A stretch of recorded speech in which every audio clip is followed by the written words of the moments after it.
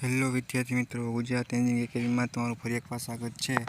તો આપણે seat number 2 છે બરાબર, જીઓમેટ્રિકલ કન્સ્ટ્રક્શન, એની આજે આપણે વાત કરવાના છે। તો તમારા સમક્ષ સોલ્યુશન કરેલું છે બરાબર।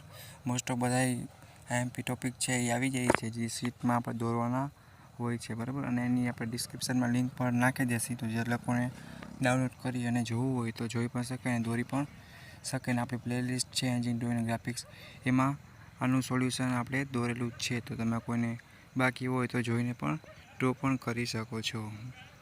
અને કોઈને કાંઈ પણ ક્વેરી હોય કે ના સમજાય તો તમે કોમેન્ટ કરીને પૂછી શકો છો, તમને ડાયરેક્ટ જવાબ મળી જશે બરાબર।